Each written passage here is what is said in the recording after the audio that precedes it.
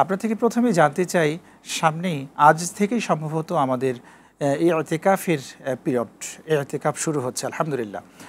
ইতিকাফ সম্পর্কে আপনার থেকে জানতে চাচ্ছি যে ইতিকাফ মূলত কি?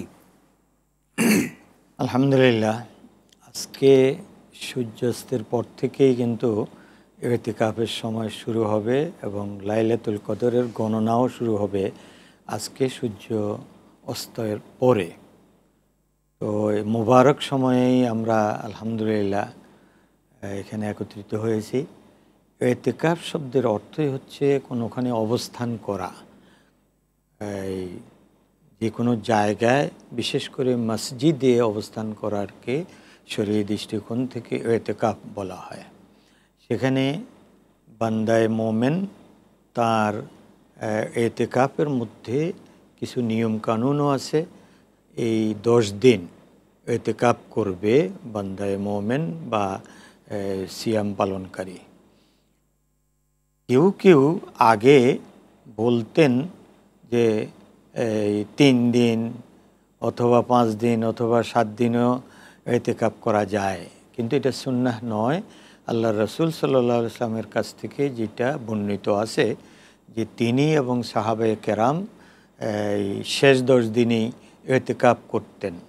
অতএব ইতিকাফের সময়টাই হচ্ছে শেষ 10 দিন, যেটা আজকে বাদ মাগরিব থেকে শুরু হয়ে একবারে লাস্ট 29 অথবা 30 মাস শেষ হলে এই চন্দ্র আগের মাসের মানে পরের মাসের চন্দ্র উদিত হওয়ার আগ পর্যন্ত এই 9 দিন অথবা 10 দিনই ইতিকাফ করতে হয়। আর ইতিকাফ সাধারণত মসজিদে করতে হয়। তো জুমা মসজিদ হলে সবচেয়ে ভালো।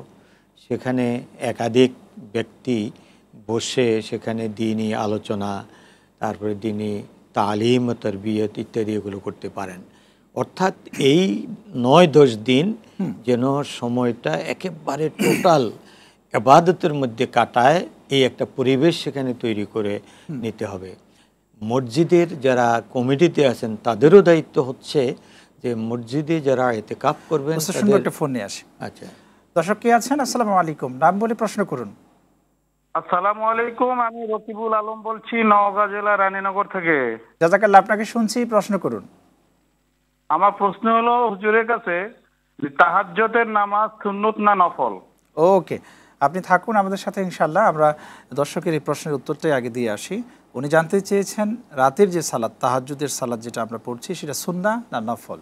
আচ্ছা, ধন্যবাদ। আসলে আল্লাহর রাসূলের উপরে যেটা ছিল তাহাজ্জুদটা, তাকে বলা হয়েছে আল্লাহর পক্ষ থেকে ফাতাহাজ্জাদ বিহি নাফিলাতাল লাক, অতিরিক্ত ওয়াজিব হিসাবে আল্লাহর পক্ষ থেকে আল্লাহর রাসূলের উপরে কিন্তু তাহাজ্জুদ দেওয়া হয়েছে। এই কারণে এই দৃষ্টিকোণ থেকে যেহেতু আল্লাহর রাসূলের উপরে এটা ওয়াজিব, অতএব তিনি আদায় করতেন, সব সময় তাহাজ্জুদ আদায় করতেন। আমরা এই কারণে তার এটাকে অনুকরণ করে সুন্নাহই বলবো, সুন্নতের মর্যাদাই আছে তাহাজ্জুদ। অতএব আমরা চেষ্টা করব যেন এই সুন্নতটা আদায় করতে পারি। মাহে রমজানে বিরাট সুযোগ যে আমরা প্রতিনিয়ত প্রতিদিনেই সাহারি খেতে উঠি, সে সময় যদি আমরা 4 রাকাত বা 8 রাকাত, আল্লাহ রাসূল 8 রাকাতই পড়তেন, আমরা যদি আদায় করতে পারি তাহাজ্জুদের এই সুন্নতটি আমরা আদায় করতে পারব। জাযাকাল্লাহ, খুব চমৎকার বলেছেন।